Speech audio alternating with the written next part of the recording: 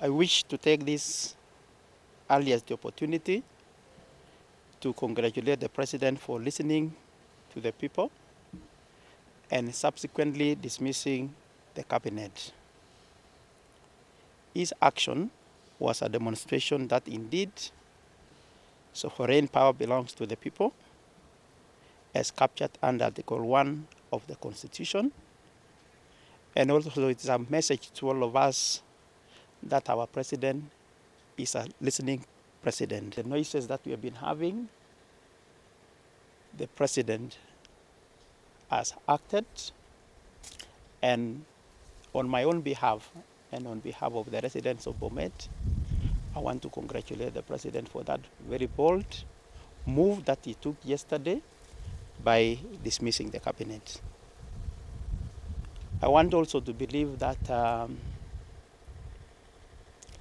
as he mentioned yesterday, that he will be consulting widely, that the people will be appointed to that position will be a people that will support the President in his agenda, a people that will be humble enough to listen to everybody, even the border guys, the mamambokas, as we mentioned when we were campaigning.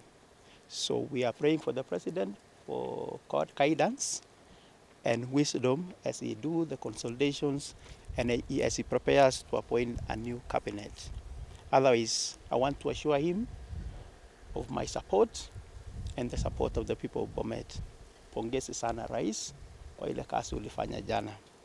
On the same breath, I wish to commend everyone who took part in exercising their constitutional right to assemble, picket, and present their petitions to my office yesterday.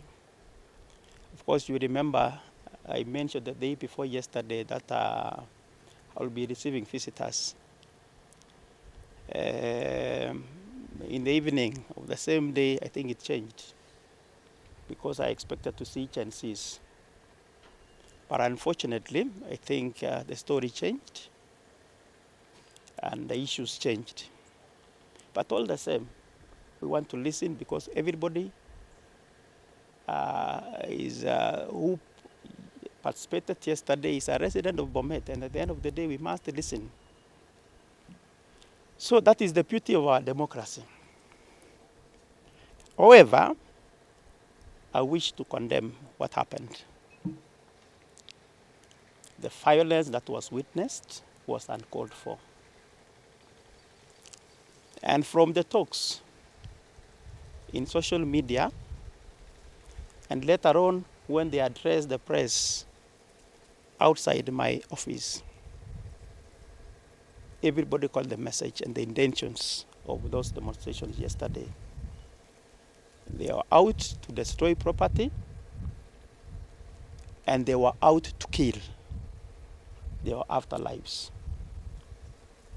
And you can get from this, the speakers who spoke yesterday. One even was threatening that and telling me that you are lucky that we didn't get you. Otherwise, it will be a different story. So that is a very clear message that probably the multitude meant well for all of us. But a few individuals wanted to take advantage of that and destroy our properties and even kill some of us. That is the message, and that is what we can decode from the speeches that were made yesterday. So that one we want to condemn. And it is unfortunate because that demonstration was led by a member of our county assembly.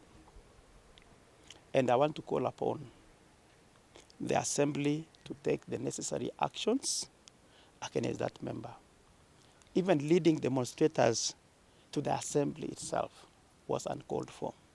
So I think the assembly, the speaker, and the relevant committee in the assembly should take actions against that member. Otherwise, I want to confirm to you that I did receive your memorandum. I have your issues.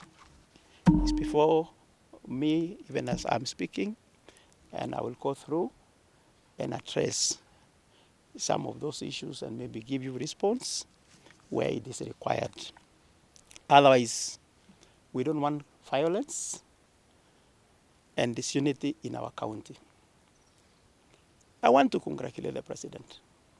The genesis of some of the things that we are witnessing, especially the fights that we have, is one of the members that was dismissed yesterday.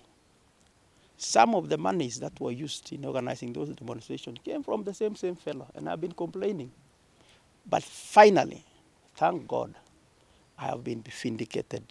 What I've been saying all along. You saw the way people are celebrating. It's not only Bomet. Yeah? The 47 counties.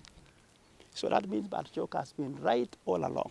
Had we listened to ourselves when we spoke earlier on, we would not be where we are at the moment. But we thank God that the genesis of our problems is over. And I am looking forward to a new beginning, even in terms of relationship with our leadership in Bomet. Otherwise, Rais, thank you, Sana. Thank you so much for solving our problem. And for solving a problem for so many of us in this country. Because as much as 22 CSS were sent home, I think only one was isolated, and you saw the way people were celebrating.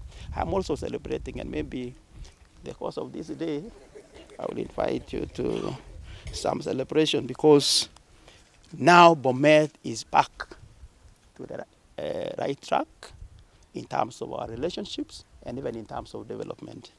Thank God. Mungu ni nani?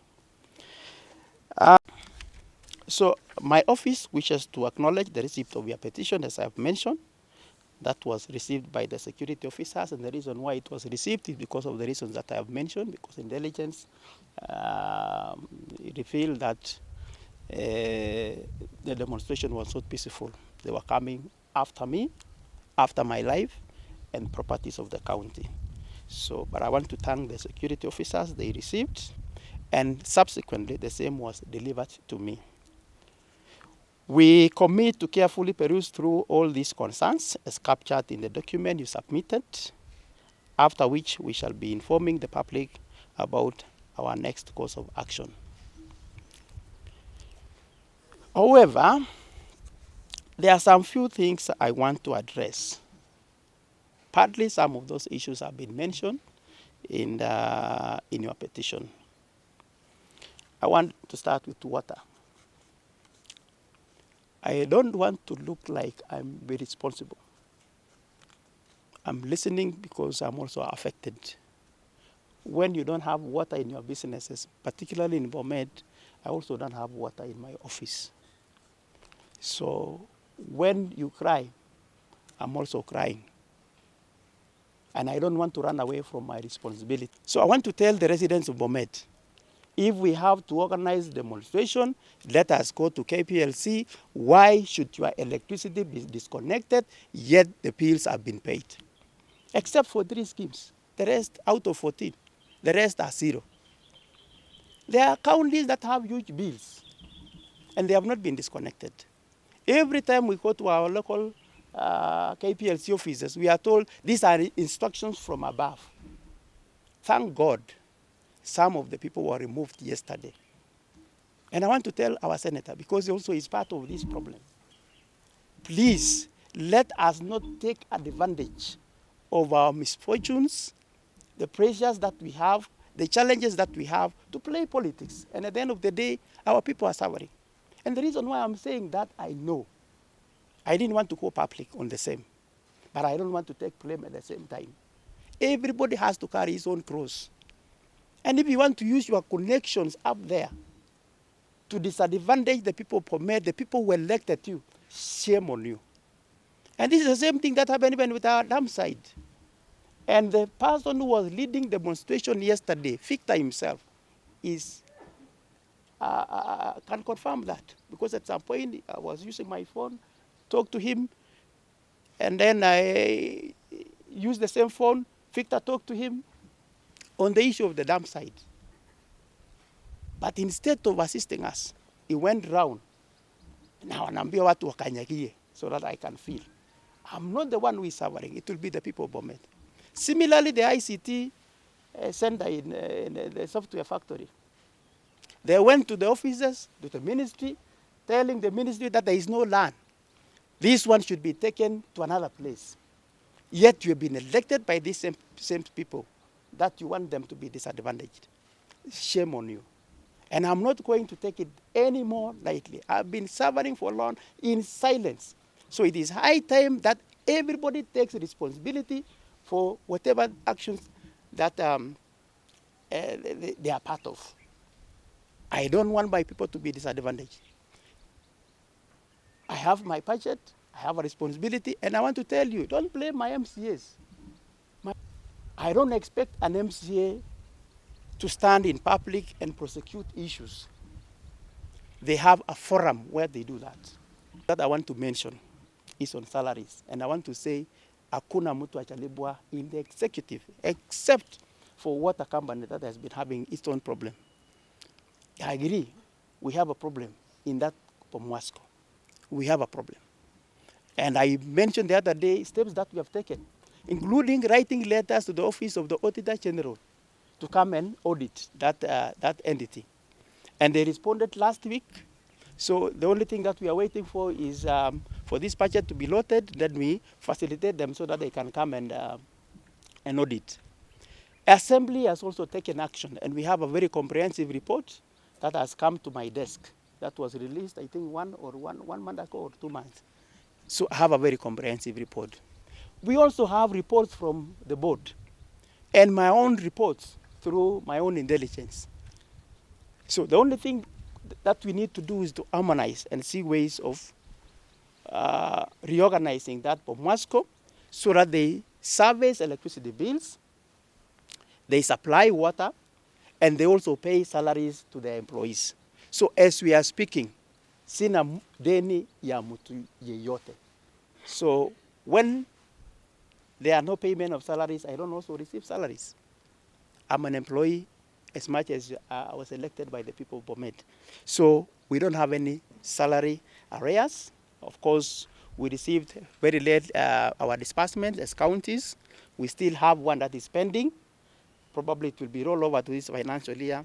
And that is money that was supposed to be used last financial year. But we don't complain. We know the challenges that we have as a country. So I don't have any salary as people are claiming to nalipa kila mtu. Casual workers, we have handed over the cleaning of this town to a contractor. So we pay and nalipa watu wake.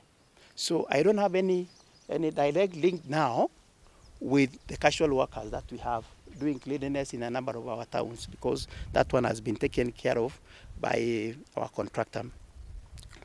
Otherwise, let us always remain truthful na tuambiane ukweli. Please let us not play politics with the lives of our people. It's unfortunate that we also have 2 members, elected members of parliament, that were actively involved yesterday in varying coups to Bomet, giving money to people who are coming to loot and to destroy properties and even kill. I don't want to give you names now, but I have them. And I know the role they played and the role that the senator also played. I was shocked yesterday when he mentioned in a live interview in a studio that is the one who informed me of the existence of a document in the website of Auditor General. I want to tell him that we received the hard copies even before it is posted to the website. And please, if you have to extract from any document, like you did, extract from the minutes of the Senate. And by the way, we have written a protest. We have registered our displeasure with what our senator did the other day when we appeared answering questions on Riverol Hospital to Meandikia clerk and the committee. You can't take the minutes. That is confidential document. After all, that report has not been adopted by the Senate. So why do you share with the public? Why do you share? I will excuse somebody who is not a lawyer, but Wakili is a lawyer. So please behave and let us give the right information to the public. Let us not misinform the public. Let us not edit public documents just to suit the message that you want to give to the public. I don't run away from my responsibility. I don't run away from accountability. And I want to be transparent to the people of Bomet. And I've said, please, if there is any issue, ask. And that is why even I go sometimes, most of the time I'm in these radio talk shows. And I've encouraged even the presenters, please, if there is one person who has been criticizing my administration, I want you to give that person, let him ask a question or ask the question, and I will respond. Because I don't want him or her to discuss me when I'm not there to answer. So I'm open. And I've said the first person that I'm serving is our supreme being, that is our God. You may not understand my intentions, but there is one who understands. So I've served you in good faith. And it is always my principle that we build good relationship with all the leadership.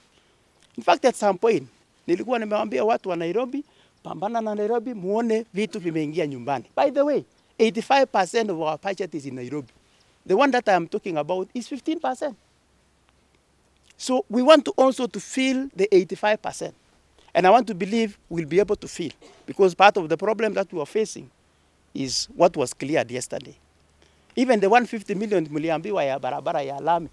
Is it the same thing? Kila naenda, naona hapo Kenya Women imepomolewa. After 2 weeks, the same place. So is that where we shall spend the 150 million that was meant for upgrading, or I don't know, barabara kwa hii town? So, but I want to thank God that the president has cleared the way for us so that we can also benefit kama watu wa Bomet.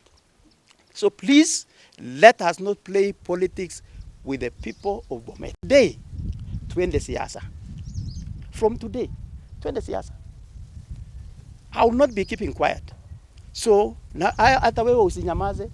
So, twende 100% siasa. But I want to promise the people of Bomet that I will deliver. Charge me on my performance in 2027. As much as I've talked that nitaingia siasa vizuri, I will not fail you, because mumeniheshimu and you have given me a chance to serve as the governor of Bomet.